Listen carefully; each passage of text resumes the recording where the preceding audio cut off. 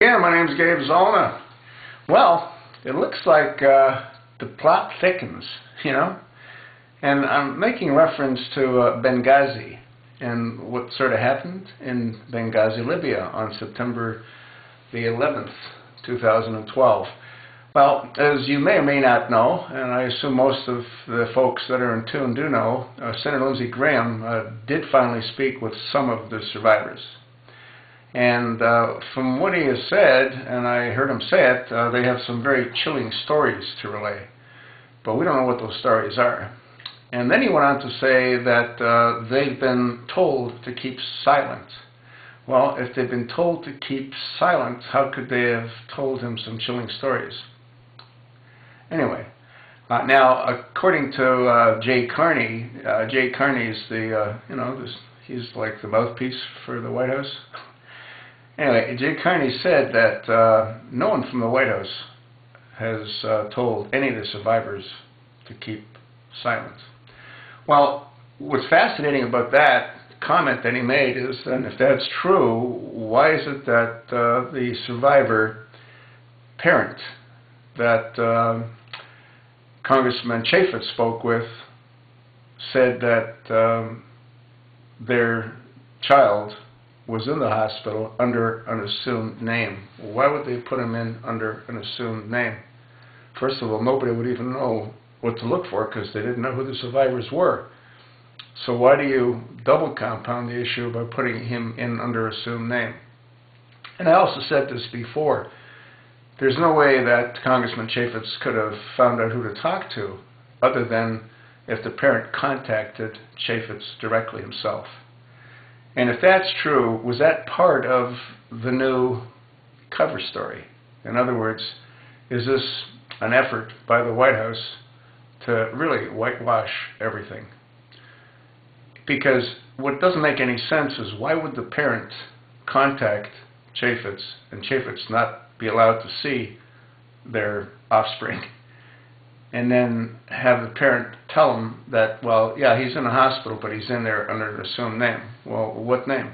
That would be the obvious question that I would ask. So if the White House, according to Jay Carney, didn't tell any of these folks to keep silent, why have they been kept under wraps, so to speak, Anyway, I think it's really fascinating, and I really do believe that Benghazi is the key. And I really do believe that if Congress stays on it, we'll find out the truth. Now, according to what Senator Lindsey Graham said, is that Congress is going to pretty much freeze everything until they get to the bottom of this. I hope that's true, and I hope that they are able to sort of stop everything until the truth of what happened in Benghazi is presented to the American people. And if that happens, I think we'll have a new president in the White House. And I think the one that's there right now will have an awful lot of explaining to do as he's being tried for a variety of crimes that both he and his administration have committed. I wonder what would happen if the less than honorable Attorney General Eric Holder was also put on trial. That would be interesting, wouldn't it? Well, I think the courts will be busy for a very long time because, they're going to have to deal with Nancy Pelosi. She's the one that said she vetted Obama. And I've asked this many, many times, how can anyone vet someone that we know nothing about? Well, I'm just hoping that Senator Lindsey Graham does what he said is going to happen, which is they're going to freeze Congress until they get to the bottom of this. There's too much that the American people don't know, that the American people need to know. And there's no way that the White House isn't behind this cover-up.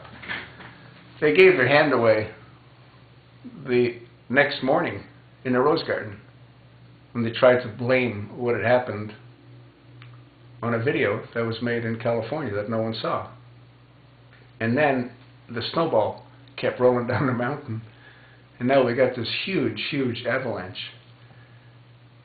And I'm looking forward to the next couple of weeks. How about you?